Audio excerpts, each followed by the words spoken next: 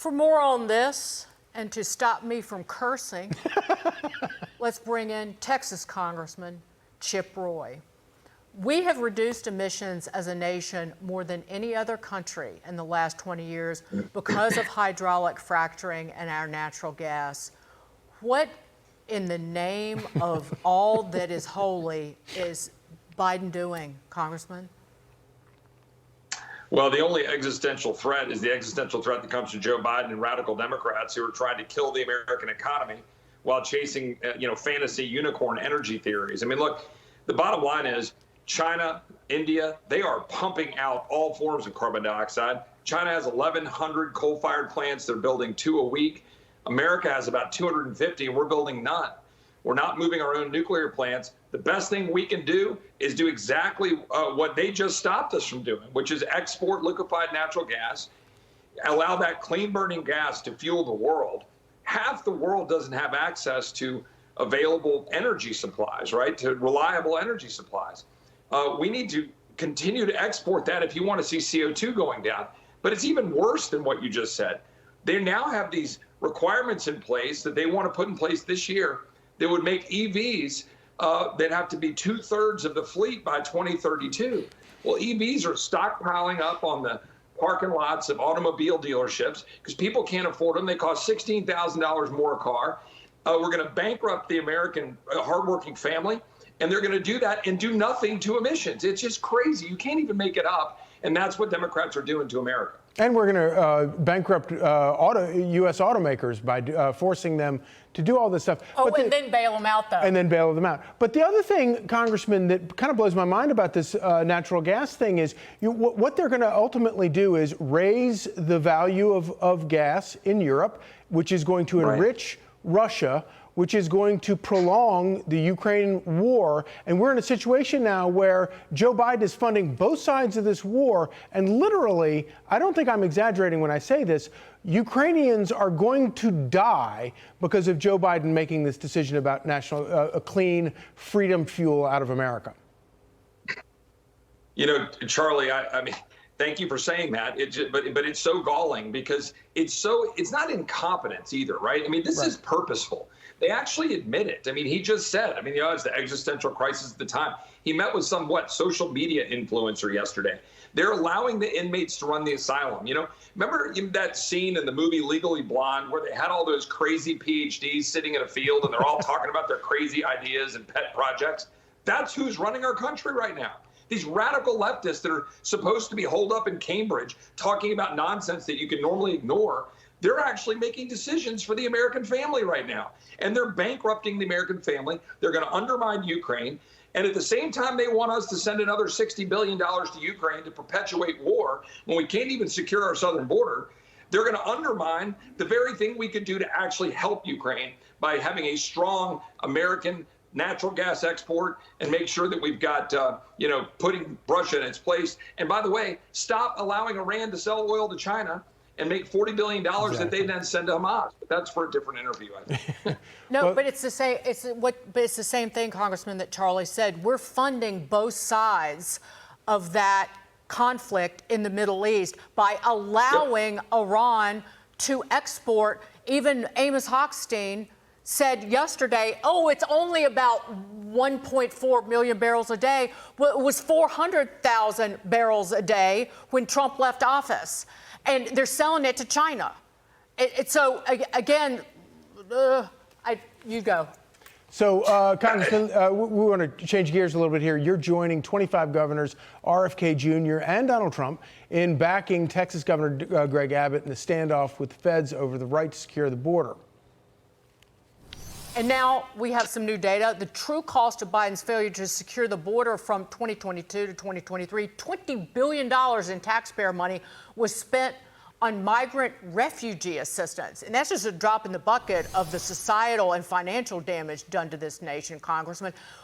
How do you see this playing out? What needs to be done beyond just the 25 governors getting behind the state of Texas? Well, first of all, let's talk about the real impact on Texans. And thank you, by the way, for having a great American, Nikki Neely, on a little bit ago. And she was talking about the cost, right? Or she's going to be talking about the cost that impact the average American family, and talks about our budgets because of all the stuff that we have to do to fund schools and all the things that are going on with illegal immigrants coming in and flooding our schools. But you know what? The other thing here is the ranchers. I met with 200 ranchers day before yesterday in South Texas. They're beside themselves. One gentleman told me he's had to repair his fence 400 times in the last 3 years. 400 holes in his fence with valuable livestock. The fact is, the governors are right. Governor Abbott is right. We have to push back on Biden. They are purposely allowing millions of people to flood into our country to undermine our national security, fentanyl pouring in, cartels empowered, China empowered, the United Nations is guilty. And here's my biggest point. I stand with the governors. I will back Governor Abbott as far as he wants to go. He cannot go too far. We should actually expel people. He should use that invasion power in the Constitution, and he should remove people from the country. But Congress has to do its damn job. Republicans have got to stop funding this. Stop funding a DHS that's at war with the people of Texas. Stop funding a United Nations that's guilty of helping moving all these people up through Mexico from the Darien Gap, teaming up and allowing China and cartels to get enriched in the process. And by the way, you're funding a United Nations that's funding Hamas. Right. All of this is the same stuff. So why did 107 Republicans last week vote for a continuing resolution that keeps funding at Nancy Pelosi's levels and Nancy Pelosi's policies? So that's the answer to your question. Congress, Republicans in Congress need to get in the game. Yeah, no, and obviously you are right about all of that. And the only way anyone is ever going to listen is by withholding funding for, and I don't, the whole government, whatever, but you have to secure the border. But am I overstating it when I say that Joe Biden is literally creating an armed standoff along our border between Americans who are working for CBP and our state National Guards? He's creating I mean, I don't ever remember a more dangerous constitutional crisis created by a single person than this. Yeah, I mean, look, and what's really painful about it is I know so many of these Border Patrol agents, these are Texans. These are proud Americans and Texans that are trying to do their job. They don't want to be in a state. They are glad DPS and the National Guard are there trying to do the job they want to do. Think about it. We pay the Border Patrol to secure the border. Now, this president is trying to get that same Border Patrol to go cut fence wire that Texas is putting in place, that we've spent, by the way, $12.5 billion of our own money out of our budget in Texas to do the job the feds are supposed to do. Border Patrol is having to undo that if President Biden follows through with what he says he's going to do. That's so upside down. And now you saw him come out today and go, this Senate deal is a good deal. They're going to reset the floor to something like 8,000 people a day. They're going to say, oh, we'll decrease it a little from the 10,000 a day. And what do you want me to do? Like Animal House, say, thank you, sir, may I have another? It's ridiculous. But that's exactly what the president's doing. And then, of course, any agents that actually do their job, they get the thanks of being called racists by the White House. Right. Well, and by the way, these are Border Patrol agents that are overwhelmingly Hispanic, overwhelmingly right. for it doesn't legal even make immigration, sense. but they want their country to be secure. Yeah. And the law is in place for them to, close the border, and they won't do it. They broke it. Make these people fix it. I'm talking about Biden. Congressman, you were talking about money. You were talking about stop funding basically everything that's harmful to the United States.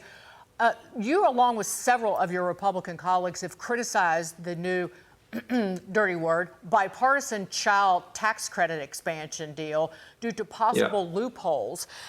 I criticized it before even the Wall Street Journal editorial page got around to it because it's welfare, because it expands what's refundable. But it could go to illegal migrants? Yeah, so what we're going to be putting apparently on the floor this week, and look, I'm not trying to undermine my colleagues with Jason Smith and Ways and Means. They've done a good job trying to, move forward important tax relief with respect to research and development, R&D, and expensing, which is, as you know, Fox Business Channel, it's important for the people that are in corporations to have their investments to be able to, expense that properly and have R&D.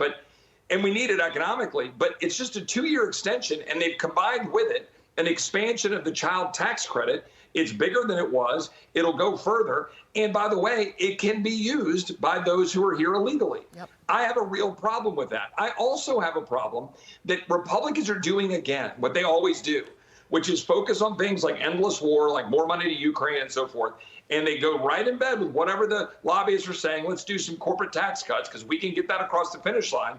But meanwhile, the hardworking American family is going, dude, our border's not secure, our community's not safe. I'm not getting any benefit. They're making my cars more expensive with a radical green agenda. What are you doing for me? So I want to see Republicans fight for the average American and doing a welfare child tax credit embedded in a bill just so we can get some what are very good, extensions for 2 years of the research and development and expensing provisions. I don't think that's worth it. I will oppose it, and I hope more of my Republican colleagues will oppose it. Thank you, Congressman Chip Roy, and thank you for keeping up the good fight. Yep. You just tell them that the interest on our national debt is $1 trillion a year right now, and it's going to 3 in a few years. So that's already more than we spend on defense. So no more money. That's right, Dagan. Thank you, Congressman. Thanks, Dagan. Thanks, Charlie.